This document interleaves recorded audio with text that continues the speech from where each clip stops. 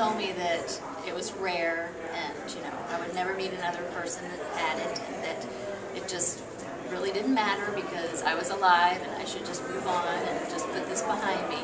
I just couldn't accept that. I mean, to me, that seemed completely illogical that something that had happened within my body was too rare to have happened to anybody else.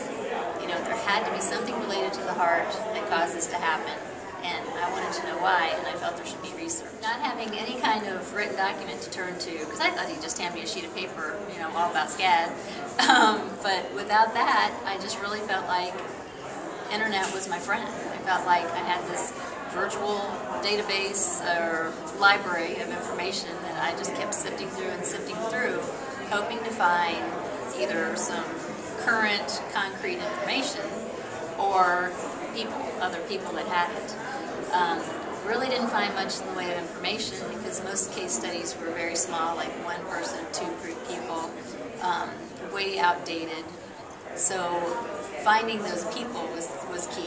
I just kept thinking if I could find people who had SCAD, and at that time I thought they were all women, that if I could find them, present us to a researcher, I could definitely convince somebody to check it out. Through Googling, I was hoping to find information either about SCAD, which I never really did find anything current or informative, and then the other thing was to find other patients, because I thought if I could find the people that had the condition, take them to a researcher and say, look, here we all are, we've had SCAD, it's not that rare like you say, please research it. So that was the goal. Fortunately, at one point I had come across an organization called womenheart.org. It's the National Coalition for Women with Heart Disease, and they offered this online community through their own homepage. Once I got on there, it was kind of more like refining my search. I'd gone from the whole vast internet to now through Women Heart. And lo and behold, after a while, I finally got a hit. And the first three women that I met, there was one here in the U.S., but there was one in Australia, and there was one in U.K. And kind of the intriguing thing about it was that our experiences were totally different. I'd been told it was only postpartum.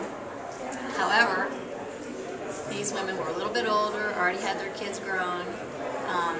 They were not treated with bypass.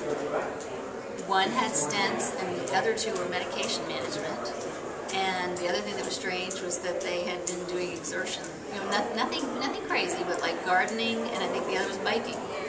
So it just showed that SCAD was truly a mystery. It was affecting us in totally different ways. Our treatments were totally different, and the only thing common about the situation was that we each were told we were the only person in the world. So that in itself is what spurred me on, because I felt like there's definitely something to this, and we can get some